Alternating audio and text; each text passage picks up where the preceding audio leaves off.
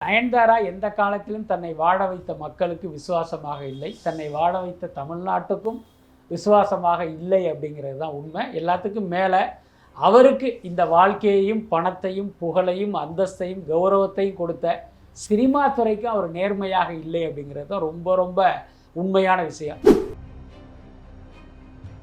பெரிய துரதிர்ஷ்டம் அப்படின்னா இவர் லேட்டாக வந்தாருங்கிறதையெல்லாம் மறந்து அங்கே உள்ள ஒருத்தர் இவர் நம்மள மாதிரி கிடையாது, இவர் நம்மை விட உயர்ந்தவர். மனிதன் எல்லாரும் சமந்தான், யாரும் யாருக்கும் உயர்ந்தவன்லாம் கிடையவே கிடையாது. இதுதான் உண்மை. அதுதான் தமிழ்நாட்டினுடைய பலமும் கூட, தமிழ்நாட்டின் தனித்தன்மையுமே அதுதானே. அப்படி இருக்கும்போது நீ இங்கே உட்காந்துக்கிட்டு நம்மை விட இவங்க உயர்ந்தவங்கன்னு ஒருத்தன் சொல்கிறான் அப்படின்னா அவனையெல்லாம் நிச்சயமாக என்னன்னா இது போன்ற புகழ்ச்சிக்கு அடிமையானவங்க இவங்கெல்லாம். எப்படி ஒரு குடிநோயாளி அந்த குடிக்கு அடிமையானவனாக தன்னை மறந்து இருப்பானோ அந்த மாதிரி இவர்கள் புகழ்ச்சியை கேட்டு கேட்டு அந்த புகழ்ச்சிக்கு அடிமையானவர்கள். ஒரு வகையில் இவங்களும் நோயாளிகள் தான், அதில் மாற்றமே இல்லை. ஏன்னா நீங்கள் சுய நினைவோடு அறிவோடு இருந்திருந்தால் அந்த பேச்சை ஸ்டாப் பண்ணணும். அப்படி இல்லைன்னா இது போன்ற எக்ஸ்க்ளூசிவான வீடியோக்களை தொடர்ந்து காண மீடியா சர்க்கிள் சேனலை சப்ஸ்கிரைப் பண்ணுங்க.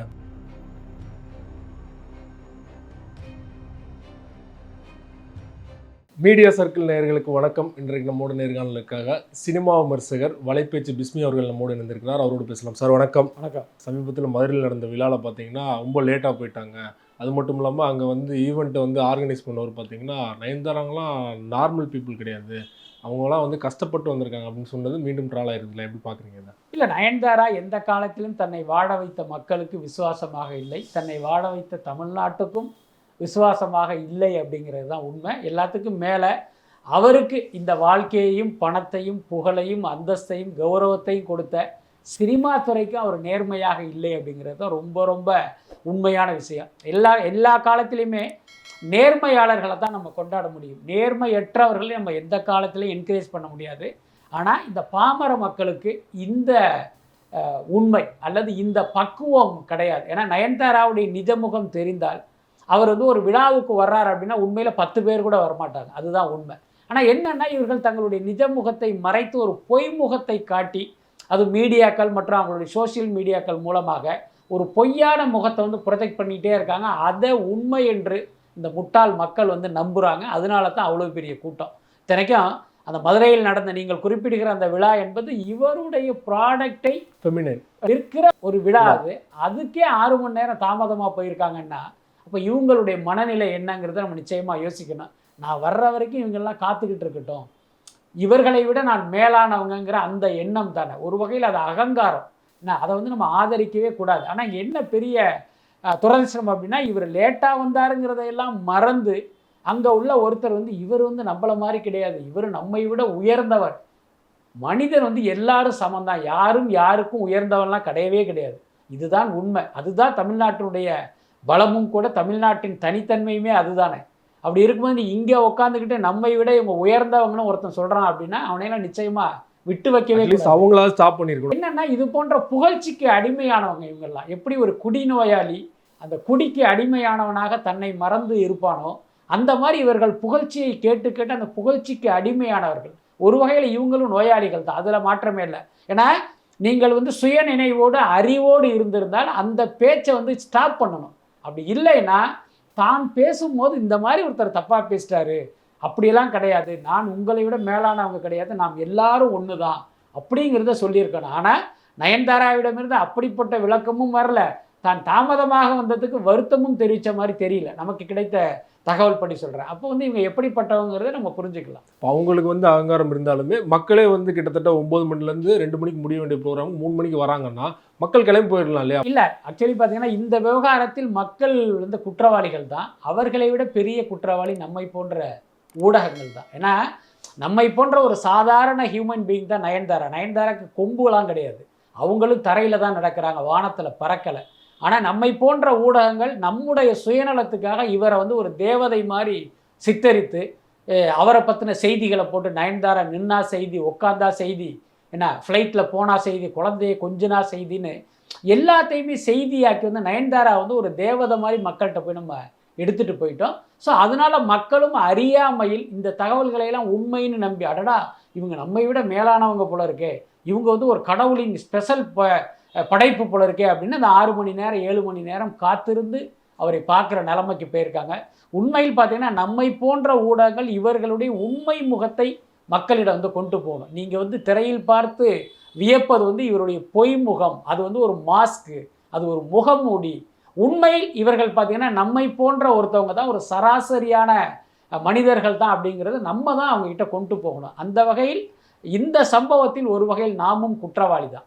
நயன்தாரா அவர்களுக்கு முன்னாடி இருந்த மார்க்கெட் இப்போ இல்லை அப்படிங்கிற ஒரு தகவல் இருக்குது. ஆனால் அதையும் தாண்டி 8 படங்கள் வந்து லைனப்பில் இருக்குது, கம்மிங்க வரிசையாக வரப்போகுதுன்னு சொல்கிறாங்க இல்லையா? நயன்தாரா வந்து மார்க்கெட்டில் இருந்த நடிகை, அதில் எந்த மாற்றமுமே இல்லை. நீங்கள் சொல்கிற மாதிரி முன்னாள் கதாநாயகி அப்படிங்கிற ஒரு வார்த்தையை கூட நம்ம துணிந்து வந்து சொல்லலாம். என்ன காரணம்னா, நீங்கள் சொல்கிற மாதிரி நயன்தாராவுக்கு 7-8 படங்கள் இருந்தாலும் அந்த 7-8 படத்தில் பல படங்கள் அடுத்த கட்டத்தை நோக்கி நகராமல் முடங்கி கிடக்குது. அதுதான் உண்மை. நயன்தாரா இந்த படத்தில் நடிக்கிறார், அந்த படத்தில் நடிக்கிறார், இந்த படத்தில் நடிக்கிறார்னு செய்தி வருது. இந்த படத்தினுடைய நிலைமை என்ன? ஆனால் அதுக்கு ரீசன் இவங்கள சொல்லணுமா இல்லை தயாரிப்பாளர் தரப்பு? இல்லை ஆக்சுவலி என்னன்னா, எப்பயுமே ஒரு நடிகருக்கோ நடிகைக்கோ மார்க்கெட் இருக்கும்போது அந்த படம் எந்த காரணத்தினாலும் முடங்கவே முடங்காது. ஒருவேளை அந்த தயாரிப்பாளரிடம் பணம் இல்லைன்னா 10 ஃபைனான்ஸ் இருந்து பணம் கொடுக்கறதுக்கு வருவாங்க. நீங்கள் கவலைப்படாதீங்க, நான் தர்றேன் அப்படின்னு வருவாங்க. என்ன காரணம்னா, இது ஒரு சேலபிள் ஆர்டிஸ்ட்டு, இந்த படம் ரிலீஸ் ஆகுதுன்னா நல்ல பிஸ்னஸ் ஆகும். படம் ஓடுது ஓடலைங்கிறது வேற விஷயம், நல்லா பிஸ்னஸ் ஆகும். நம்ம கொடுத்த பணத்துக்கு கரெக்டாக வட்டி வந்துடும், இத்தனை நாட்களுக்குள் நமக்கு பணம் வந்துடும் அப்படின்னு கொடுப்பாங்க. அதே இது போனியாகாத ஆர்டிஸ்ட் அப்படின்னா யாருமே பணம் கொடுக்க மாட்டாங்க. ஏன்னா இந்த படத்தில் பணத்தை போட்டோம் அப்படின்னா இந்த படம் எப்போ முடியும்னே தெரியாது, எப்போ பிஸ்னஸ் ஆகும்னே தெரியாது, நம்ம பணம் எப்போ வரும்னே தெரியாது அப்படின்ட்டு எல்லாம் பேக் அடிச்சிருவாங்க. கிட்டத்தட்ட நயன்தாராவுடைய நிலைமையும் இதுதான். என்னென்னா, அவர் கடைசியாக நடித்த படம், இன்னும் சொல்லப்போனால் கடந்த 10 வருடங்களில் நயன்தாரா நடித்த படத்தை லிஸ்ட் எடுத்திங்கன்னா 1 அல்லது 2 படம் தான் கமர்ஷியலாக வெற்றி படங்கள். மற்ற எல்லா படங்களுமே தோல்வி படங்கள், தயாரிப்பாளருக்கு நஷ்டத்தை கொடுத்த படங்கள். ஆனால் இது தெரியாமல் இந்த தயாரிப்பாளர்லாம் என்ன பண்ணுறாங்க, ஒவ்வொரு ஹீரோவுக்குமே 4 வருஷம் காத்துக்கிட்டு இருக்க வேண்டியதாக இருக்குது, 5 வருஷம் காக்க வேண்டியதாக இருக்குது. அவங்க கோடிக்கணக்கில் பணம் கேட்குறாங்க. ஸோ அதுக்கு பதிலாக இந்த நயன்தாரா மாதிரி ஒரு நடிகையை வச்சு ஹீரோயின் ஓரியன்ட் எடுத்தால் அதில் நம்ம சம்பாதிச்சிடலாமின்னு தான் நயன்தாரா மாதிரியான ஒரு தோல்வி பட நடிகையை இவங்க தேடி போகிறாங்க.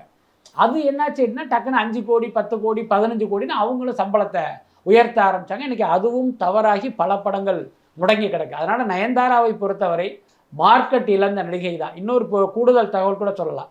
நயன்தாரா இப்போ ஒரு படத்தில் நடிச்சிக்கிட்டு இருக்காங்க, அந்த படம் தியேட்டரிக்கல் பிஸ்னஸ் ஆகாமல் டைரக்ட் ஓடிடிக்கே போகுது. ஸோ இதன் மூலமே நீங்கள் தெரிஞ்சுக்கலாம், நயன்தாரா வந்து கிட்டத்தட்ட அவருடைய திரை வாழ்க்கையினுடைய இறுதி கட்டத்துக்கு வந்துட்டார் அப்படின்னு புரிஞ்சுக்கலாம். நீங்கள் குறிப்பாக திருமணத்திற்கு முன்னாடி பார்த்தீங்கன்னா இந்த மாதிரி சர்ச்சைகள் சிக்கல, திருமணத்துக்கு முன்னாடி வந்து எல்லா படத்தோட ப்ரொமோஷனுக்கு கலந்துக்கிட்டு இருக்காரு. திருமணத்துக்கு அப்புறம் தான் இந்த மாதிரியான கண்டிஷன் போடுறாரு, இந்த மாதிரி லேட்டாக போகிறது நிகழ்வு நடக்கிறதுலாம் அடிக்கடி வருது இல்லையா? ஸோ இதுக்கு விக்னேஸ்வரன் ஒரு காரணம் அமைச்சிட்டாரா? இல்லை, கண்டிப்பாக அதில் எந்த மாற்றமே இல்லை. இன்னொன்று, திருமணத்துக்கு முன்பு இவர் எந்த படத்தினுடைய ப்ரொமோஷனுக்கு வந்ததில்லை. ஓகே, அப்போ இவங்க என்ன காரணம் சொன்னாங்க அப்படின்னா, நான் ப்ரொமோஷனுக்கு வந்தால் அந்த படம் ஓட மாட்டேங்குது, அதனால தான் நான் ப்ரொமோஷனுக்கு வர்றதில்லைன்னு ஒரு மிகப்பெரிய பொய்யை சொல்லி தயாரிப்பாளர்கள் வந்து நம்ப வச்சாங்க. இப்போ நயன்தாரா சொன்ன இந்த காரணம் உண்மையான காரணமாக இருக்கும் பட்சம், அவருடைய ரவுடி பிக்சர்ஸ் தயாரிக்கிற படத்தின் ப்ரொமோஷனுக்கு இவர் வரக்கூடாதுல்ல. ஏன்னா இது உங்கள் தயாரிப்பு, நீங்கள் ப்ரொமோஷனுக்கு வந்தால் படம் ஓடாது. ஆனால் இவங்க என்ன பண்ணாங்க, கிருஷ்ணவேணி தியேட்டரில் ஒரு ஃபங்க்ஷன் நடக்குது, அதுக்கு கிளம்பி வர்றாங்க. கிருஷ்ணவேணி தியேட்டர் எவ்வளோ டிராஃபிக் நெருக்கடி உள்ள ஒரு தியேட்டருங்கிறது உங்களுக்கு தெரியும். அங்கே கிளம்பி வர்றாங்க இவங்க. அதுக்கப்புறம் ஏதோ ஒரு படத்துக்கு பார்த்தா காசி தியேட்டருக்கெல்லாம் முதல் நாள் முதல் காட்சிக்கு ரசிகர்களோட படம் பார்க்க போகிறாங்க. என்னன்னா அவருடைய சொந்த படமா? அப்போ இது எங்கே போச்சு?